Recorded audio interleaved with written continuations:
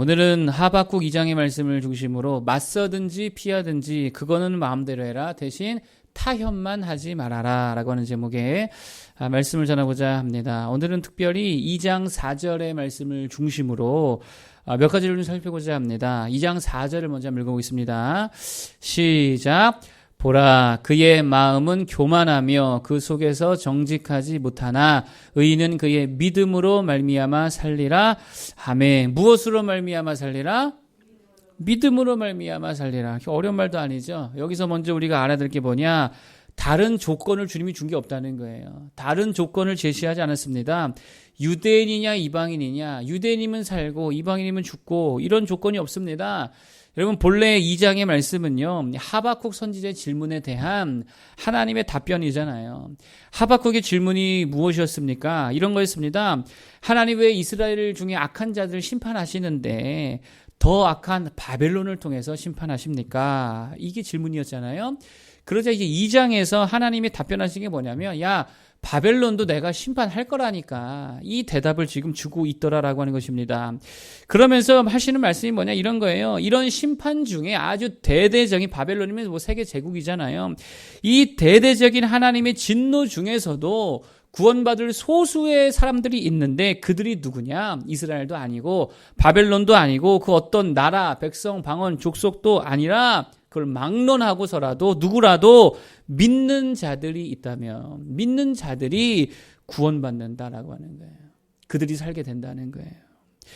여러분, 저는 하나님의 심판이 지금도 늘 우리 주변 가까이에 늘 있다라고 생각합니다. 하나님이 역사하시니까 심판도 있지요. 은혜도 있지만 기독교를 너무 강하게 대적하거나 주의 종이나 뭐 성도를 너무 심하게 핍박하는 사람들 잘 보세요. 가만히 보면 하나님이 심판하시는 것 같은 때가 있지 않습니까? 그런 거 왕왕 보게 되잖아요. 때로는 하나님께서 질병으로 이렇게 뭐 치실 때도 분명히 있지요. 또 때로는 실패를 통해서 일시적으로 또 임시적으로 또 우리가 하나님의 범죄했을 때 그 깨우쳐 주시려고 심판하실 때도 있습니다. 어제 한 목사님이 또 그런 말 하시더라고요. 아버지가, 자기 본인 아버지가 하도 교회를 핍박하고 심하게 대적을 했대요. 그래서 목사님은 너무 자기가 보기에도 너무 심하게 못 살게 굴었는데 결국 언어 장애자가 되셨다는 거예요. 그래서 이 목사님이 하시는 말이 그거예요. 나는 이게 우연이라고 보지 않고 하나님께서 치신 거라고 생각한다고. 근데 오히려 그게 또 은혜라고 생각한다고. 이런 이야기를 하시더라고요. 이런 일들이 여전히 우리 주변에 왕왕 일어나고 있다는 거예요. 성경 안에서 보면 그런 류의 심판들은 더 많이 찾아볼 수 있겠죠. 대표적인 예가 미리암과 아론이잖아요. 모세를 대적했다가 뭐 됐어요? 나병한 자 됐잖아요. 또 아간도 마찬가지고, 또 다윗 역시 그 하나님 마음에 합당했던 다윗도요, 밧세바 사건 이후에 하나님의 심판을 경험하게 되더라는 거예요. 그 사이에 나는 자식 죽어버리잖아요. 우리는 늘 하나님의 심판 속에 살아가고 있더라라고 하는 것입니다. 그런데 중요한 게 뭐냐? 그런 크고 작은 하나님의 심판들 속에, 그런 하나님의 그런 징계 속에서도, 여러 가지 환난과 고난 속에서도 결국 우리가 사는 길이 하나 있는데 그게 뭐냐? 다른 거 아니라는 거예요. 믿음이라는 거예요. 믿음이라는 거예요. 선한 행실이라고 말하지 않습니다. 믿음이다라고 말하고 있습니다. 헌금 얼마나 했냐? 예배 뭐 몇 번 드렸냐? 새벽기도 얼마나 잘 돼? 아니요. 믿음이라는 거예요. 믿음. 다른 아무런 조건이 없다는 거예요. 여자도 남자도 죄인도 원수도 뭐 하면 산다고요? 잘 믿으면 산다고. 잘 믿으면. 병자도 건강한 자도 장애자도 뭐 하면 산다고요? 믿으면 산다고요. 믿으면. 그래서 신약에서도 사도 바울이 뭐라 말합니까? 주 예수를 뭐 해라? 믿어라. 그리하면 너와 내 집이 구원을 받으리라. 구원을 얻으리라. 믿으십니까?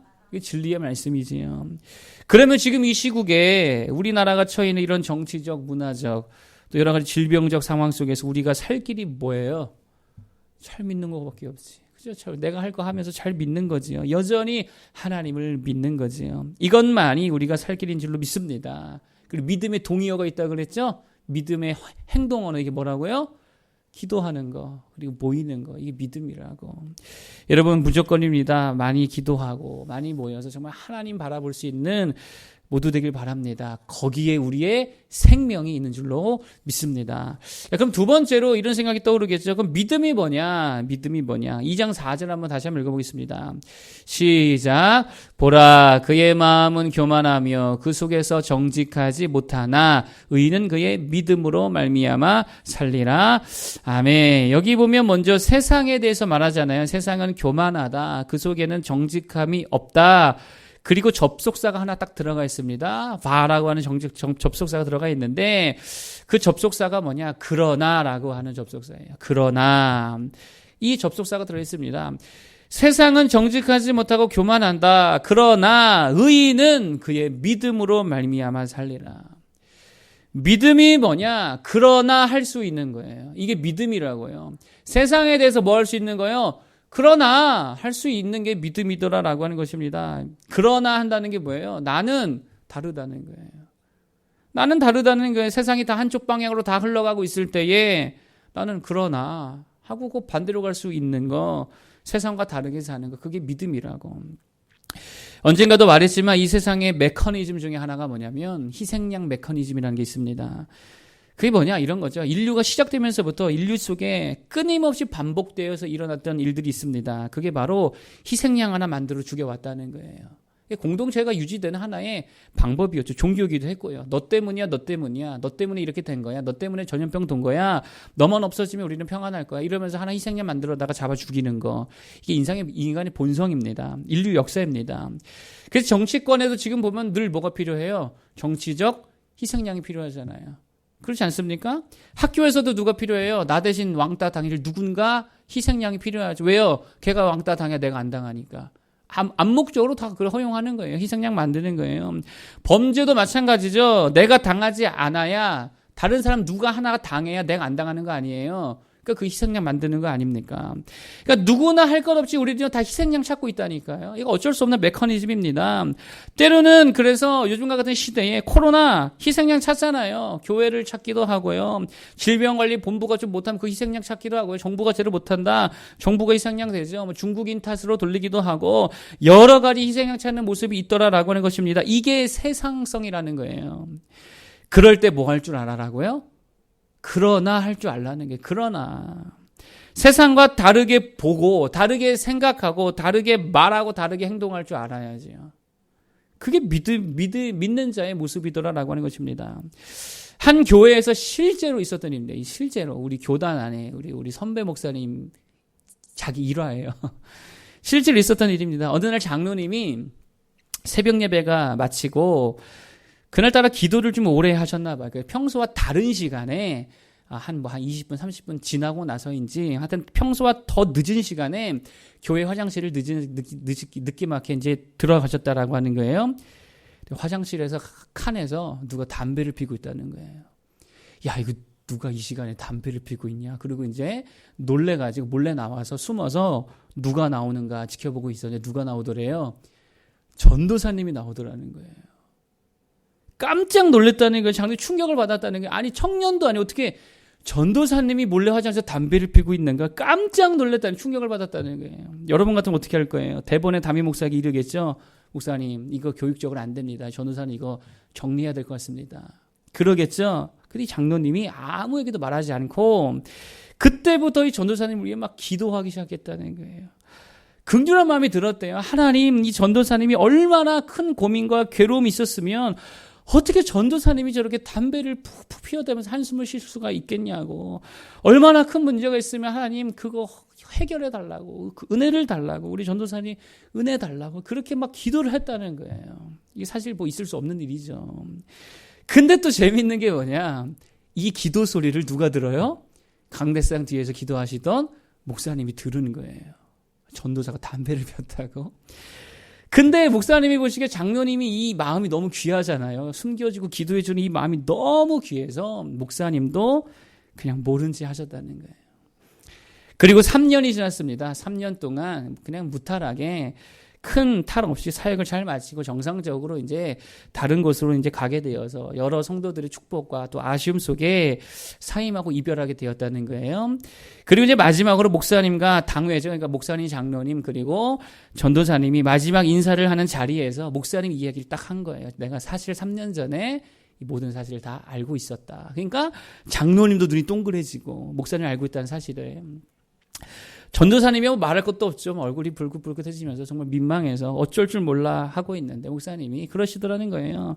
3년 동안 고생 많으셨다고, 잘 가시라고, 응원하겠다고, 기도하겠다고. 그때 사실은 이 전도사님이 우리 선배 목사입니다. 그때까지 담배를 못 끊었다는 거예요. 3년 내내 사실은 몰래 교회 주변에서 멀리 가서 몰래 담배를 태웠다는 거예요. 그런데 이 이야기를 듣고 자신을 3년 동안 모른 척 해주고 감춰준 목사님, 장로님의 은혜가 너무 감사해서 이날부로 담배를 그냥 끊어버렸대요. 그리고 강도사 고집와서 목사님이 되어서 목회를 잘하고 계십니다. 뭐를 말하고자 하느냐면 세상과 다르다는 거예요. 세상과 다르게 살고 있다는 거예요. 이게 믿음의 방식이라는 것입니다. 그럴 때에 한 사람을 온전한 목회자로 살려낼 수 있었다라고 하는 거예요. 그거 대번에 그냥 해가지고 잘라버렸어 봐요. 그러면 어떻게 했을까요? 억울해가지고 씩씩거리면서 더 망가지지 않았겠습니까?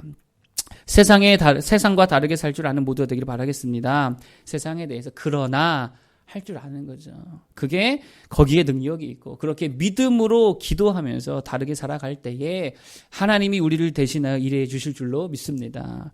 또 한 가지 마지막으로 말씀드릴 게 뭐냐? 믿음이 뭐냐? 이런 거예요. 결코 타협하지 않는 거다. 이게 믿음입니다. 방금 읽은 4절에 보면 정직이라는 표현이 나오죠. 정직. 여러분 정직이 뭡니까? 그냥 솔직한 거예요. 이거 성경이 말하는 정직은 그냥 솔직한 게 아닙니다. 성경이 말하는 정직은 올곧음을 말하니까 올곧음. 흔들리지 아니하는 거. 다시 말해 타협하지 않는 거. 이게 믿음이에요. 타협이 뭡니까? 이거 일종의 거래죠. 협상이죠. 이게 타협이라고요. 세상과 거래하고 협상하는 거예요. 예배 드리지 마. 그럼 돈 줄게. 뭐 요즘 그렇게 말한다면서요. 예배 안 드리는 교회 골라서 뭐 지원해 준다면서요. 개척교회 힘들지. 도와줄게. 국가가 도와줄게. 그냥 말 좀 들어. 조금만 따라줘. 장로님 어제 나한테 그러시던데 나라에서 도와줄 수 있으니까 가서 한번 알아보라고. 내 때려 죽어도 교회는 나라 돈 안 받는다고. 내가 무슨 나중에 피해를 받으려고 절대로 그따위 난 거래 안 한다고 아예 그냥 손절해 버렸습니다.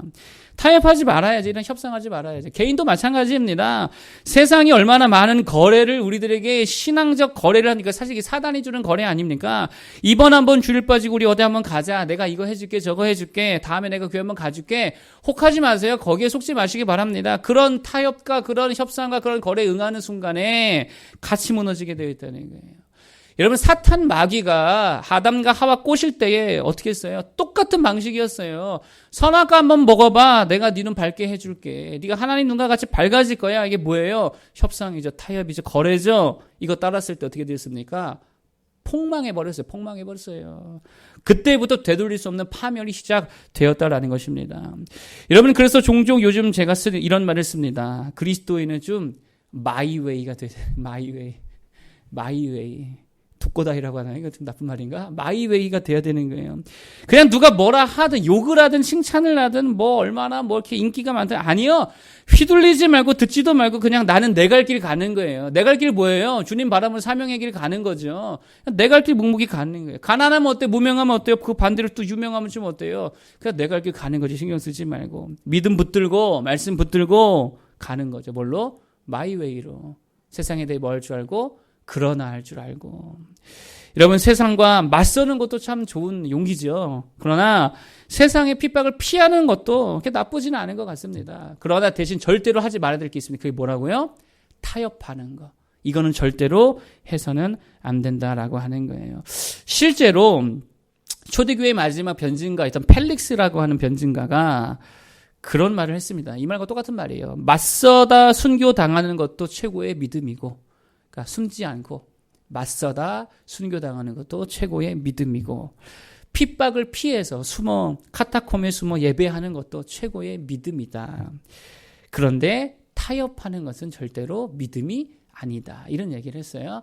다른 거 괜찮습니다. 뭐 피할 수도 있죠. 무서우면 뭐 숨을 수도 있겠죠. 또 그러나 맞설 수도 있겠죠. 절대 하지 말아야 될 것은 뭐다? 타협하는 거. 여러분 이거 하나 원칙 잘 지킬 수 있는 모두 되기를 바라겠습니다. 오늘 세 가지 말씀드렸습니다. 첫 번째, 하나님의 심판과 진노, 그리고 여러 핍박과 어려움 속에서 우리가 살 수 있는 유일한 조건 하나가 있다고 한다면 그게 뭐다? 믿음이다. 믿는 자 되길 바라겠고요.